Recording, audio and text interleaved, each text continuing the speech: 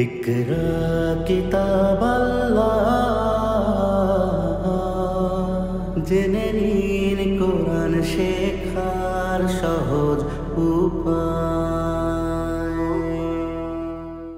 আসসালামু আলাইকুম ওয়া রাহমাতুল্লাহি ওয়া বারাকাতুহু। সারা বিশ্বময় ছড়িয়ে থাকা কোরআনের সাথে সংযুক্ত হয়ে এই পথ চলায় যারা আমাদের সাথে প্যান ভিশনের অনন্য আয়োজন কোরআন শেখার সহজ উপায়ে অংশগ্রহণ করেছেন, সকলকে আন্তরিক মোবারকবাদ জানাচ্ছি। আজকে এক এক করে আমরা ৩১তম পর্বে উপনীত হয়েছি। আর কোরআন শিক্ষার মৌলিক যে 4টি উপাদান দরকার তাও আমরা আত্মস্থ করার এক অপার সুযোগ লাভ করেছি। আমি একটু পেছনে যেতে চাই প্রিয় শিক্ষার্থী বন্ধুরা।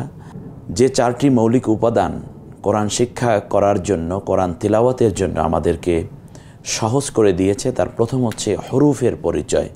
আমরা এটা শিক্ষা করে অলরেডি এর উপর পরীক্ষাও দিয়েছি এবং আপনারাও পরীক্ষায় অংশগ্রহণ করেছেন। হরুফকে আমরা দুইভাবে পড়িয়েছি, মুক্ত হরুফ এবং যুক্ত হরুফ। এরপরে আমরা শিখেছি হারাকাত। হারাকাত শিক্ষার আগে আমরা একটি ছোট্ট বিষয় শিখেছিলাম, যেটা আমার কোরআন শিক্ষার ক্ষেত্রে দীর্ঘদিন ধরে গবেষণার একটি ফলাফল এবং কোরআন শিক্ষার ক্ষেত্রে এটাকে আমরা সবচেয়ে বড় নিয়ামক হিসাবে সামনে পেয়েছি। তার নাম হচ্ছে অক্ষরের একক শিক্ষা, হরুফের একক শিক্ষা। আপনাদের অবশ্যই মনে আছে। এককের পরেই আমরা শিখেছি হারাকাতের পরিচয়। হারাকাত হচ্ছে 3টি। এটা হচ্ছে কোরআন শিক্ষার দ্বিতীয় ধাপ, দ্বিতীয় অধ্যায়। জের জবর পেশ। জের রস্যিকারের কাজ করে, জবর আকারের কাজ করে, পেশ রস্যুকারের কাজ করে। আমরা এ ফাঁকে স্ক্রিনে একের পর এক দেখে নেওয়ার একটু সুযোগ পেলাম। এগুলো আশা করি আপনাদের মনে থাকবে। তৃতীয় যে বিষয়টা আমরা শিখেছিলাম এই হরফ শিক্ষার সাথে সাথে, সেটা হচ্ছে যে হরফ জেরটা থাকে নিচে, বাংলায় রস্যিকারের কাজ করে, জবর থাকে হরফের উপরে, আকারের কাজ করে, পেশ থাকে হরফের উপরে, রস্যুকারের কাজ করে। যখনই কোনো হরফে হরকত আসবে তখন আমরা একক ধরে তিলাওয়াত করার চেষ্টা করব ইনশাআল্লাহ। এটাকে আমরা যুক্ত অক্ষর এবং মুক্ত অক্ষর দুইও দিক থেকে দেখার চেষ্টা করেছি। এটার উপর পরীক্ষাও আপনারা দিয়েছেন।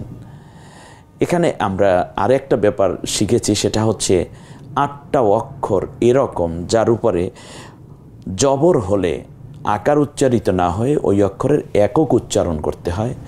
খ, স, দ, ত, জ, গইন, কফ, র। এই 8টা হরফে জবর হলে আকার উচ্চারিত না হয়, একক উচ্চারিত। যেমন খলিদিন, সমাদ, রব্বুল আলামিন। রাব্বুল বলছি না, রব্বুল বলছি। তাই র এর উপর জবর আছে, কিন্তু আমরা রা না বলে র বলছি।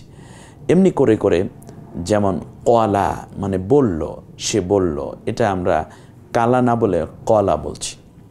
এমনি করে জলাম না বলছি, জালাম না বলছি না, তলাবা বলছি, তালাবা বলছি না।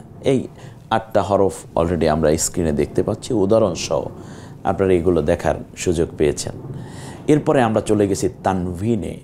তানভিন মানে হচ্ছে একটা নুন থাকবে ভেতরে লুকায়িত, হরফের পরে আরেকটা হরফ একই জাতীয় যখন যোগ হয়ে যায় তখন সেটাকে তানভিন বলে। পরবর্তী যে হরফটি আসে সেটাই মূলত নয়ের কাজ করে।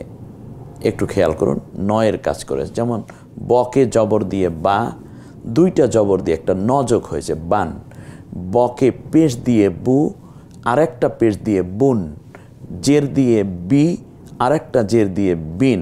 অর্থাৎ তানভিন, তানউইন মূলত নয়ের কাজটাই করে।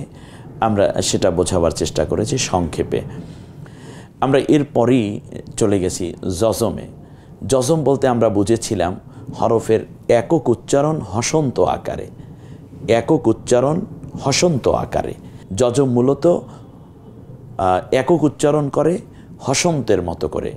এই শব্দগুলো আপনারা বারবার শুনেছেন, যেমন বিসমি, এরপরে হচ্ছে আকবারু, মসজিদ ইত্যাদি। এই উদাহরণগুলো আপনারা একের পর এক দেখার সুযোগ পেয়েছেন। এরপরে আমরা চলে গেলাম তাসদিদে। জজম পড়ার ক্ষেত্রে আরেকটি পড়া আপনাদেরকে আমি দেওয়ার চেষ্টা করেছিলাম। তা হচ্ছে যদি 5টা অক্ষর এরকম যাতে যজম হলে কলকলা করে পড়তে হয়, আশা করি আপনাদের মনে আছে। বা, জিম, দাল, ত, কফ, এ 5টি হরফ দেখুন এবং এর উপরে উদাহরণ দিয়ে দিয়ে আপনাদেরকে বোঝানো হয়েছে এবং আপনারাও আশা করি এই বিষয়গুলো খুব সুন্দর করেই বোঝার চেষ্টা করেছেন। এরপরে আমরা তাসদিদে যাওয়ার চেষ্টা করেছি। এটাই হচ্ছে কোরআন শিক্ষার প্রাথমিকভাবে মৌলিক 4টি বিদ্যা আপনারা যে অর্জন করে কোরআনে তেলাওয়াতের দিকে যেতে হয়, সেই মৌলিক বিষয়গুলো আমি দেখানোর চেষ্টা করেছি। তাসদিদ হচ্ছে যজম, অর্থাৎ যজমের মতো প্রথমে পড়ে নেবেন, তারপরে হরকত যেটা আছে বা তানভিন আছে বা খারাজের খারাজ ওর উল্টা পেশ আছে, সেগুলো সুন্দর করে দেখে নেয়া। আজকে যে বিষয়টা আরেকটু মনে করিয়ে দিচ্ছি, তাসদিদের ক্ষেত্রে 4টা বিষয় আমাদেরকে মনে রাখা খুব জরুরি হয়ে পড়েছিল শুদ্ধ এবং বিশুদ্ধ উচ্চারণের জন্য, তিলাওয়াতের জন্য। 1 নম্বর হচ্ছে 2টা হরফ এরকম যার উপরে তাসদিদ হলে গুন্না করে পড়া ওয়াজিব, এবং এই ওয়াজিব মানে শরঈ ওয়াজিব না, এটা তিলাওয়াতের হুকুমের ওয়াজিব। এজন্য এটাকে বলা হয় ওয়াজিব গুন্না। একটা হলো মিম আর একটা হলো নুন। এটার উপরে অনেকগুলো উদাহরণ আপনারা দেখতে পেয়েছেন এবং প্র্যাকটিস করেছেন। আর ওয়া এবং ইয়া এর উপরে তাসদিদ হলেও গুন্না করে পড়তে হয়, তবে তাসবিদের ভাষায় সেটা ওয়াজিব হিসাবে স্বীকৃত নয়, কিন্তু গুন্না করে পড়তে হয়। যেমন মাইয়াফআল, এরপরে হচ্ছে মিওয়ারাইহিম, এরকম ওয়ার উপরে তাসদিদ এবং ইয়ার উপরে তাসদিদ হলেও গুন্না হবে, কিন্তু ওয়াজিব গুন্নার মাকামে সে পৌঁছে না, ওই স্থান পর্যন্ত উন্নীত হয় না, কিন্তু গুন্না করতে হবে। এরপরে বলেছিলাম যে যদি তানভিনের পরে তাসদিদ আসে, তানভিনের পরে তাসদিদ কিংবা যজম আসে, সেক্ষেত্রে তানভিন থেকে, তানভিন মানে কি 2 জের 2 জবর 2 পেশ, এর থেকে আমরা একটা নিয়ে পড়ব। একটা মানে হরকতটা শুধু নিয়ে পড়ব, যেটা আপনারা ইতিমধ্যে আবার স্ক্রিনেও দেখেছেন। খয় রয় ইয়ারা কাসয়্যি বিম মিনা, বিন বান নিচে 2 জের, কিন্তু আমরা বিন না বলে বিম্মি বলছি। খয়রুম মিন আলফি শাহর বা খয়রুম মিনান নাওম। খয়রুম, এখানে রু থেকে মিমে চলে গেছি আমরা, তার কারণ রুন বলা যাচ্ছে না, এরকম। সিরাতাম মুস্তাকিমা হিত্তাতুন নাগফির লাকুম। এরপরে আমরা তৃতীয় যেটা বলেছিলাম তা হচ্ছে যে এমন যদি যজমওয়ালা অক্ষরের পরে তাসদিদওয়ালা অক্ষর আসে, তাহলে যজমওয়ালা অক্ষরটি উচ্চারিত না হয়ে তাসদিদের দিকে সরাসরি হরকত চলে যাবে। সেজন্য আমি আপনাদের খেদমতে একটা উদাহরণের চমৎকার একটা সেটআপ, যেটা আপনি স্ক্রিনে দেখেছেন, এর আগের ক্লাস 30তম ক্লাসেও আমরা দেখাবার চেষ্টা করেছি, একটু একটু করে আপনি দেখতে পারবেন। যেমন যজমের পরে মাইয়াকুল, প্রথম যে উদাহরণটা আমরা দেখতে পাচ্ছি, এটা নুনটার উচ্চারণ মান ইয়া, তারপরে ইয়া তার পরাই জানা। তাহলে এই জন্য সংক্ষেপ কথা হচ্ছে যজমওয়ালা হরফের পরে তাসদিদওয়ালা হরফ আসলে যজমওয়ালা হরফটি উচ্চারিত হবে না। এমনি করে করে অনেকগুলো উদাহরণ দেখুন, একের পর এক। মিওয়ারাইহিম মিম মিসলিহি, আর হুস্তাগনা, এগুলো সব কোরআনের আয়াত, সব কোরআনের আয়াত। আপনি কোরআন পড়েন, ওয়ালাকিন লা ইয়াশউরুন, এই যে যজমালা না হয়ে সোজা চলে গেছে। যেমন মার রব্বুকা, আমরা যজমের পরে তাসদিদ পেয়েছি, এই কারণে এগুলো আমরা এই মাইয়াশা অকালাত্ত ইফাতুন, এই সবগুলো উচ্চারণ করা যাচ্ছে না। এর চতুর্থবারে আমরা যে হরফটা পড়েছি তা হচ্ছে মিম সাকিনের পরে যদি বা আসে, তখন গুন্না করে পড়তে হয়। যেমন তারমিহিম বিহিজারাতিম মিন সিজ্জিল, কুম বিইذনিল্লাহ, কুম বিইذনিল্লাহ, মিম সাকিনের পরে বা এসেছে, জন্য আমরা গুন্না পড়েছি। এই পর্বে আমরা শুধু রিভিশনটা নিয়ে নিলাম। এখন আমাদের 31তম ক্লাস শেষ, আমরা ঠিক চলে যাব মাদ শিক্ষা করার জন্য। মাদ শেখাটা একেবারেই ইজি, কারণ মাদ হচ্ছে টেনে পড়ার নাম। টেনে পড়লে সেটাকে মাদ বলে। মাদ শব্দের অর্থ হলো দীর্ঘ করে পড়া বা টেনে পড়া। আমরা মাদ শিক্ষা করার জন্য মাদকে আমি মূলত দুই ভাগে ভাগ করেছি। একটি হচ্ছে তিলাওয়াতের মধ্যে মাদ, আরেকটি হচ্ছে ওয়াকফের হালতে মাদ। একেবারে সংক্ষেপ, চোখ দিয়ে দেখা, ব্রেইনে সেভ করা। আর ব্রেইনে সেভ না থাকলে অসুবিধা নেই, চোখে সেভ করুন আগে। চোখে সেভ করার পরে গ্রাজুয়ালি মেধায় চলে যাবে। একটা সাধনা, জীবনে অনেক কিছু বিজয় করেছেন আপনি, অর্জন করেছেন। আজকে ঠিক সেই সাধনাই আপনার এই ফলপ্রসূ হতে যাচ্ছে।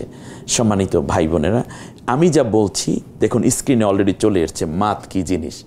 মাদের ক্ষেত্রে দুইটা বিষয় একটু খেয়াল করুন। একটা হচ্ছে ওয়াকফের হালতে মাদ। ওয়াকফ মানে ফুল স্টপ, কোনো জায়গায় আপনি থামবেন, আয়াতের শেষে গিয়ে যখন থামবেন, বাক্য শেষ হয়ে গেল, থামার ক্ষেত্রে মাদ কিভাবে হবে, মানে টেনে কতটুকু পড়ব, আর ভিতরে যখন তিলাওয়াত করব তখন কিভাবে মাদ করব।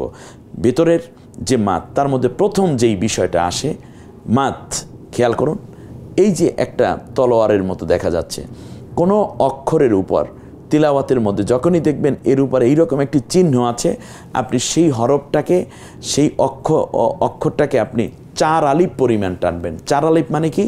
আলিফ আলিফ আলিফ আলিফ, এই রকম বলতে যতটুকু সময় হলো একত্রে এটাকে বলে 4 আলিফ। শেষ।